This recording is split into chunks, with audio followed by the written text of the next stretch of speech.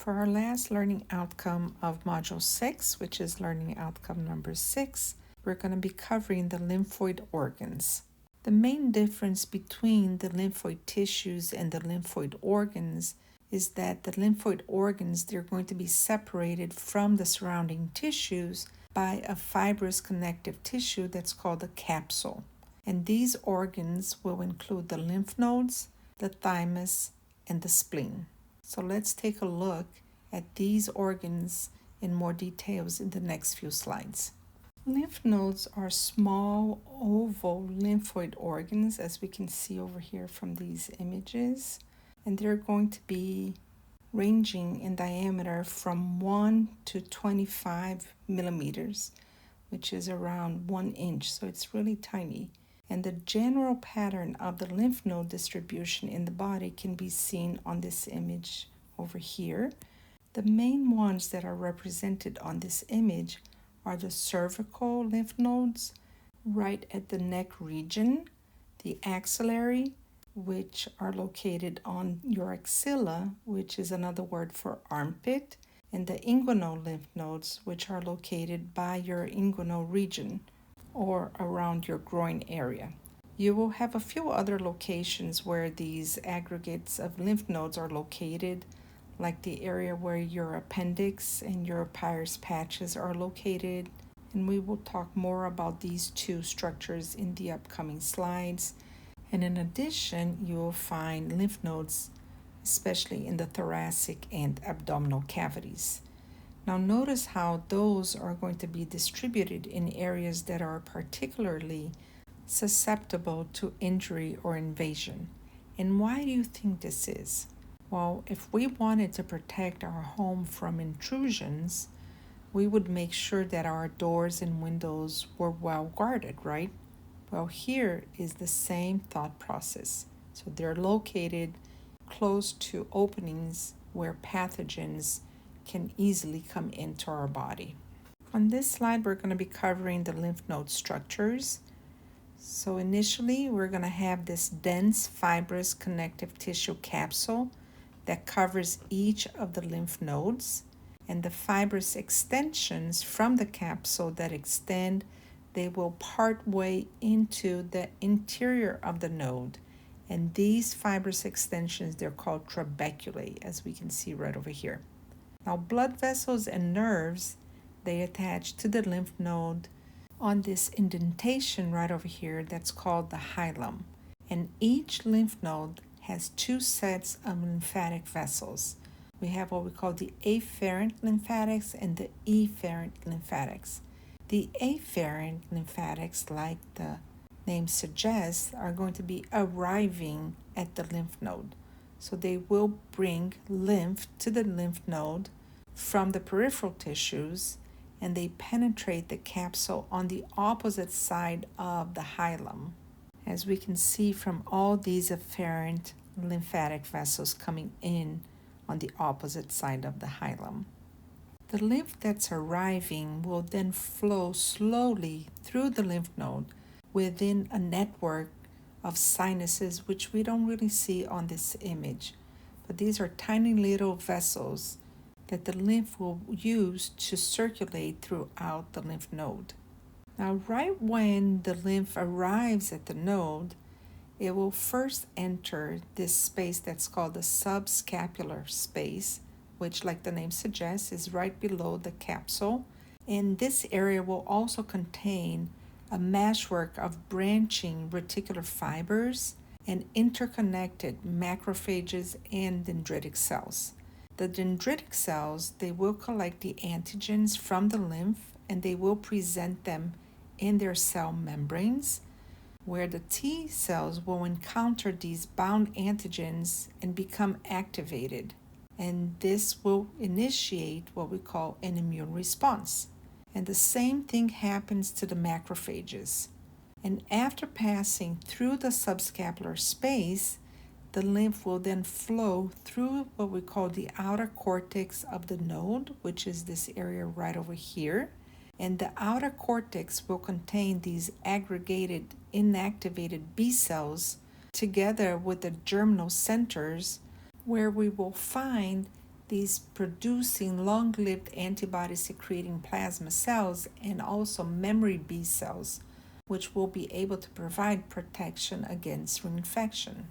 From there, the lymph will continue through the lymph sinuses in the deep cortex or inner cortex.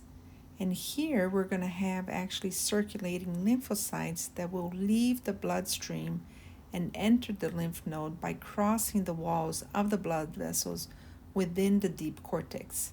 And the deep cortex will be this area that will be dominated now by T cells instead of B cells.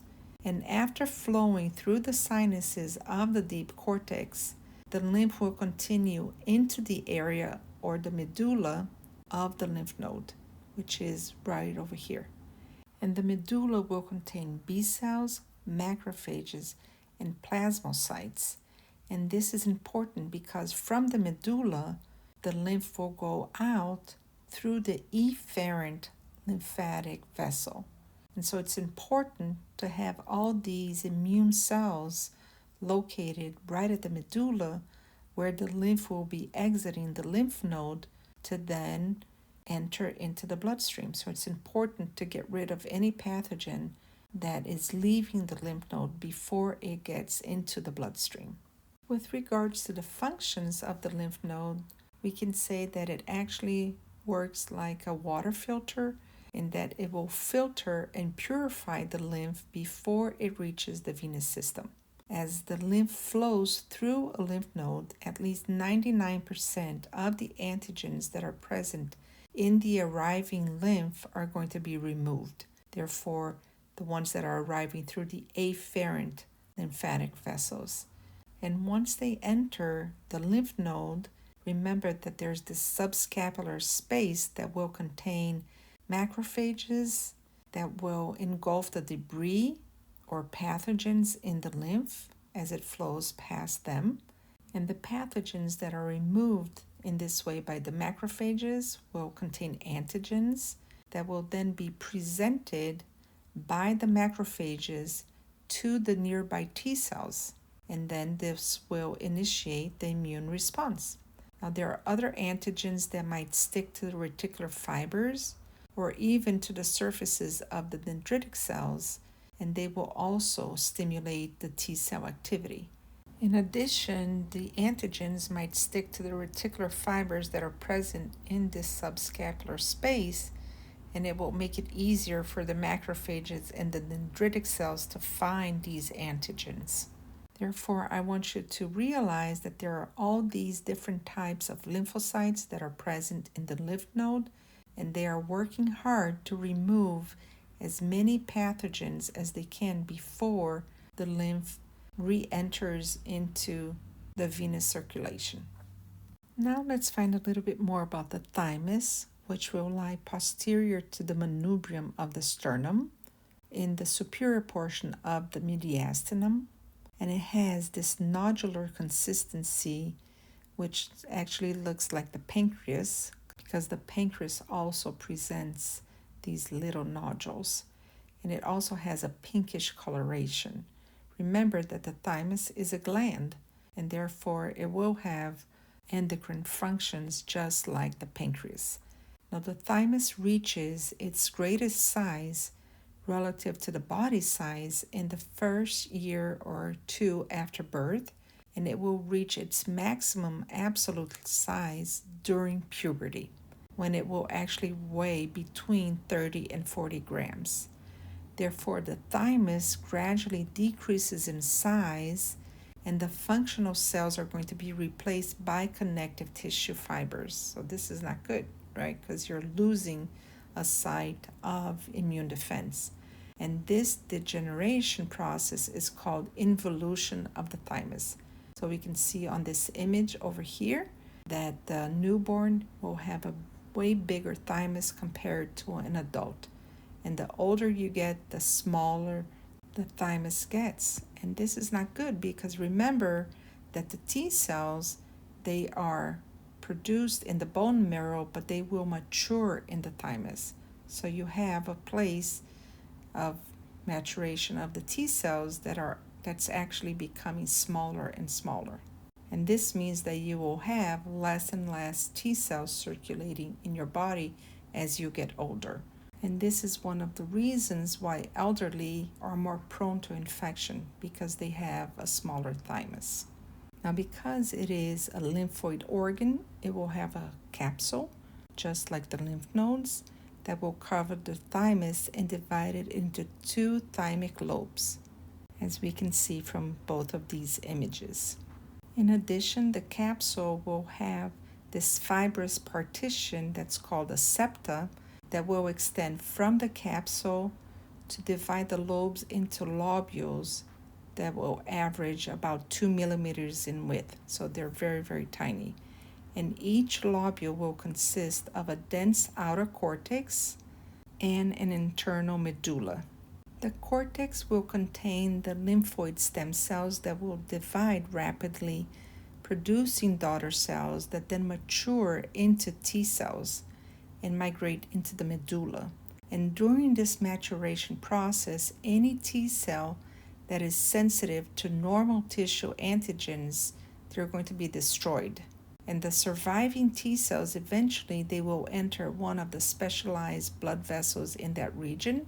And while they are within the thymus, the T cells, they do not participate in the immune response. They will remain inactive until they enter the general circulation. This means that the capillaries of the thymus, they will resemble those of the central nervous system in that they do not permit the free exchange between the interstitial fluid and the circulation. And this creates what we call the blood-thymus barrier, which will prevent premature stimulation of the developing T cells by circulating antigens. We definitely don't want to have antigens being presented to T cells and then activating these T cells within the thymus. If we did not have this barrier, then what would happen would be that maybe the antigens, they would present themselves as self-antigens within the cortex, and this means that they would be considered part of our body. Therefore, they would not be destroyed, and they would be circulating throughout our body and contaminating our body. Now, remember how I said that the thymus secretes hormones? So the reticular cells that are going to be scattered among the lymphocytes of the thymus will be the ones that will be responsible for the production of thymic hormones that will then promote the differentiation of a functional T cell within the thymus. These hormones are going to be called thymulin and thymosin, and they, like I said, will regulate the immune cell production. And the thymus will also synthesize hormones such as insulin and melatonin, which we have already covered. Lastly, we have the spleen, which is going to be the largest lymphoid organ in the body, and it will lie posterior to the stomach on the lateral border of the abdominal cavity. Now, when seen in gross dissection, the spleen will have this very deep red color, and this is because of the blood that it contains. Therefore, we can say that the spleen performs functions for the blood comparable to those performed by the lymph nodes for the lymph, which means that basically it will filter the blood. So the functions of the spleen will include the removal of abnormal blood cells and other blood components through phagocytosis, the storage of iron that will be recycled from broken down red blood cells, and the initiation of the immune response by either B cells or T cells in response to antigens that are present in the circulating blood. Because remember that the lymph empties into the venous system, and therefore you need to make sure that you filter this blood to be able to remove any pathogens that are present within the blood. Like the lymph node, the spleen will have a hilum where it will have the entry and exit of the splenic arteries, the veins, and the lymphatics that will drain into the spleen. The spleen will be surrounded by a capsule, which we know because this is a lymphatic organ. And this capsule is made up of collagen and elastic fibers. We will also see an invagination of the capsule membrane forming the trabeculae, and the cellular components are going to be located deep to the capsule, and they will constitute what we call the pulp of the spleen. This pulp will be divided into what we call a red pulp and a white pulp. Now, the red pulp, like you can imagine, will contain large quantities of red blood cells, lymphocytes, in addition to fixed and free macrophages, whereas the areas of the white pulp will form what we call the lymphoid nodules. And these nodules will contain T lymphocytes and macrophages in addition to naive B lymphocytes. Therefore, from the cells that are located in the spleen, we can see how they will have functions of phagocytosis, in addition to being able to initiate an immune response.